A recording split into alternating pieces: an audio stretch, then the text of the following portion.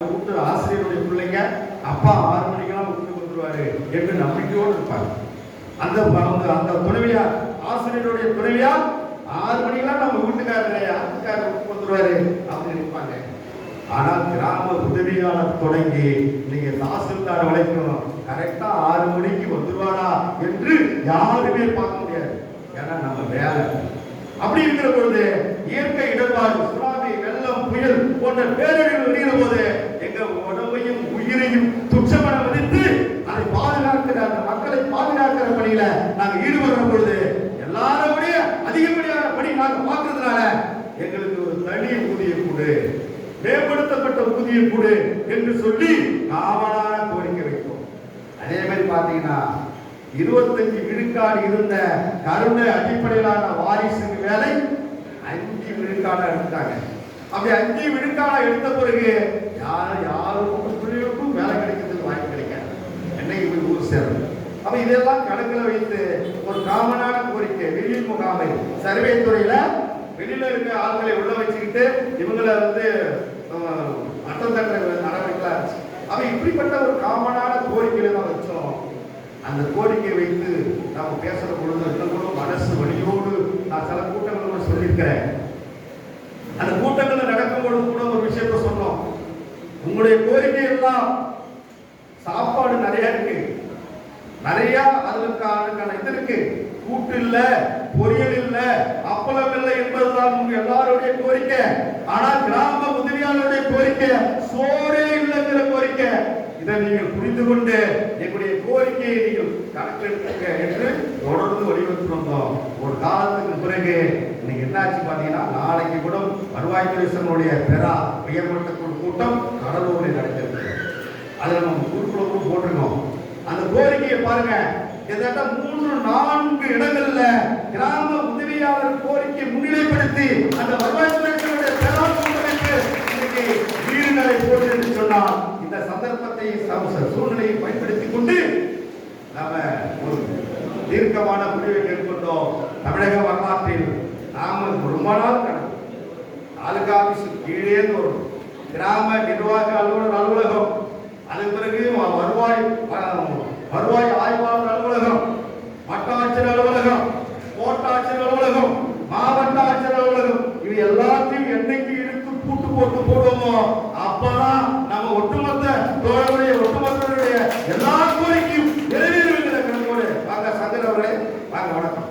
சங்கர் நம்மளை அவரும் விஓ போனவரு, இந்த அம்மா அவர் பாருங்க அங்கிருந்து கோயம்புத்தூர்லேருந்து வராரு. இந்த செயற்குழுவை கண்டுகளிப்பு இருக்காரு. அவருக்கும் அப்ப இப்படிப்பட்ட சூழ்நிலையில் நம்ம என்ன பண்ணோம், இது சரியான தருணம் என்பதை கணக்கில் எடுத்துக்கொண்டு போராட்டத்தை அறிவிச்சோம். 19 அதாவது என்ன விஷயம்னா, ஒரு பெரிய தலைவலியான விஷயம் நமக்கு வந்தது இந்த எஸ்ஐஆர் பணி.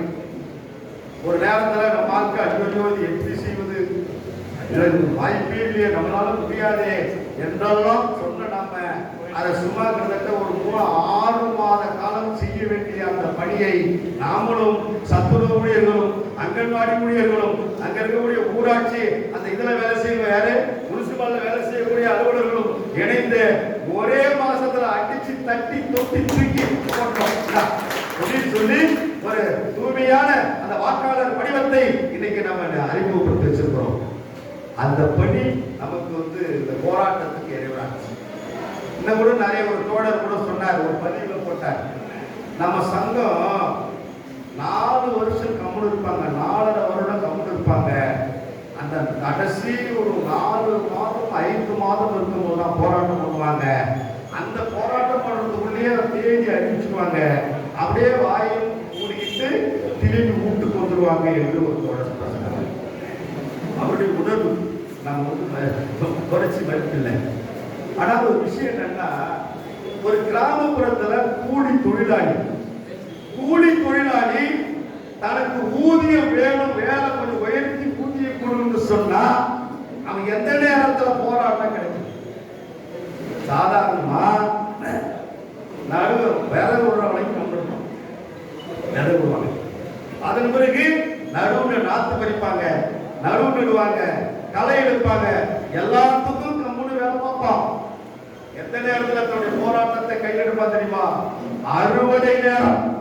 எப்படி ஆயிரக்கணக்கான லட்சக்கணக்கான பணங்களை போட்டு பயிர் செய்த ஒரு முதலாளி எப்ப இறங்கி வருவான் தெரியுமா? அறுவடை நேரத்துல நான் அறுக்க வர மாட்டேயா, உன்னால முடிந்த பாடு என்று சொல்லும்போது அப்பதான் முதலாளி இறங்கி வந்து உங்க கோரிக்கை என்ன உட்கார்ந்து பேசுவான், நிறைவேற்றி கொடுப்பதற்கான இடத்துக்கு வருவான். இந்த லாஜிக்கு குடும்பமா தெரியாது. 53 ஆண்டுகளாக வருவாய் கிராம இருந்து அப்ப என்ன ஆச்சுன்னா அறுவடை நேரம் எப்ப என்னன்னா சட்டங்கள் போடுங்க, மக்கள் நல திட்டங்கள் போடுங்க, எதாவது போட்டாலும் கூட கடைசியா நீங்க தேர்தலை சந்திக்க இருக்கிறீங்க. நீங்க தேர்தலை சந்திக்க இருக்கிற பொழுது நாங்க யாரு கிராம உதவியாளர் தனி மனிதன் இல்ல, இந்த மக்களின் ஒரு அங்கம், இந்த மக்களின் ஒரு அங்கமாக இருக்கிறோம். ஏன் குடும்பமே பெரிய குடும்பம். இன்னைக்கு அரசு ஊழியரும் ஆசிரியரும் கணக்கு போட்டு பார்த்தா எத்தனை கோடி பேர் நாங்க மட்டுமே இருக்கிறோம். ஆனால் நாங்கள் தான் இந்த ஆட்சியை அதிகாரத்தை தீர்மானிக்கக்கூடிய இடத்துல இருக்கிறோம் என்று சொல்லி இந்த போராட்டத்தை நாம் அறிவிக்கிற பொழுது இது அவர்களுக்கு புரியவில்லை. இன்னும் கூட ஒரு விஷயம், ஒரு சங்கம் போராட்டம் நினைச்சு நம்ம போராட்ட சங்கத்தை நாம் ஒருபொழுதும் இழிவுபடுத்த மாட்டோம், கொச்சப்படுத்த மாட்டோம். நீங்க ஏன்னு சொன்னா ஒரு காலகட்டத்தில் அரசுடைய 2004ல அரசுடைய சங்கத்தை விட்டு வெளியில வந்தோம். அரசுடைய சங்கத்தை விட்டு வெளியில வந்த பிறகு கடந்த 2024ல 25ல அவர்கள் அதாவது சிறப்பு காலமுறை ஊதியத்தில் இருக்கிற எல்லாரையும் மாற்றி அனைவருக்கும் வரையறுக்கப்பட்ட காலமுறை ஊதியம் கொடு. அதுல கிராம உதவியாளர், சத்துணவு ஊழியர், அங்கன்வாடி ஊழியர், நூலகர், ஊராட்சி நூலகர் இப்படி எல்லாம் பட்டியல் போட்டு அவர் ஒரு மறியல் போராட்டத்தை நடத்தினாங்க. 2004ல இருந்து அவங்களுக்கு நமக்கு ஒட்டும் இல்லை, உறவும் இல்லை. நம்ம பட்டுக்கு அவங்க பண்றாங்க, நமக்கு என்ன இருந்தாமா அது உள்ள நம்ம கோரிக்கை இருக்கு. வரையறுக்கப்பட்ட காலமுறை ஊதியங்கிற கோரிக்கை இருக்கிறதுனால நீங்க நமக்கு இருக்கிற அந்த வேற மாதிரியான ஒரு எதா இருந்தாலும் மனக்கசப்பு அது ஒரு பக்கம் எடுத்து போய் உடனே நம்ம என்ன பண்றோம், சங்க நிர்வாக குழுவை கூட்டி அந்த போராட்டத்தில் நாமும் பங்கேற்பது என்று முடிவெடுத்த சங்கம் பேரமைப்பு. அது மிகப்பெரிய பேரமைப்பு. ஆசிரியர் அமைப்புகளே பெரிய அளவில் இருக்காங்க. ஏகப்பட்ட நூற்றுக்கணக்கான ஆசிரியர் அமைப்புகள் எல்லாம் சேர்ந்திருக்காங்க. அரசு அமைப்பு எல்லாம் ஒண்ணா சேர்ந்திருக்காங்க. அதுல நம்ம இல்ல. இப்படி டாக்டர் பேரமைப்புல நம்ம சங்கம் அங்க வைக்கல. ஆனால் அவர்கள் ஒரு மறியல் போராட்டத்தை நடத்தினாங்க. அந்த போராட்டம் நம்ம போனோம். ஏன் போனோம்னா 2003க்கு பிறகு வந்திருக்கக்கூடிய ஒட்டுமொத்த ஊழியர்களுக்கும் பழைய முறையிலான ஓய்வூதியம் கொடு கோரிக்கை வைக்கிற பொழுது வருவாய் கிராம ஊழியர் சங்கம் தன்னந்தனியாக நின்று அந்த கோரிக்கை வாங்க முடியுமா? முடியாது. ஏன்னா இந்திய நாடு முழுவதும் ஒரு பிரச்சனை. அந்த பிரச்சனையை கையில் எடுத்து டாக்டர் பேரமைப்பு அந்த போராட்டத்தை நடத்தின பொழுது நாம் வேடிக்கை பார்க்கக்கூடிய சங்கம் இல்லை என்று சொல்லி நாமளும் அந்த போராட்டத்தில் பங்கேற்றுக் கொள்ளவில்லை. இதெல்லாம் வரலாறு. இப்படி ஏன் சொல்றேன்னா இப்படிப்பட்ட சங்கம் நீங்க போராடுறாங்க, ஒரு சங்கம் போராடுறாங்க, மறுபடியும் அங்கதான் வர. ஆனால் நமக்கு கால நிலவரம் என்னன்னு தெரியும். ஏன்னு சொன்னா நாங்க பெரிய பெரிய தலைவர்களோடு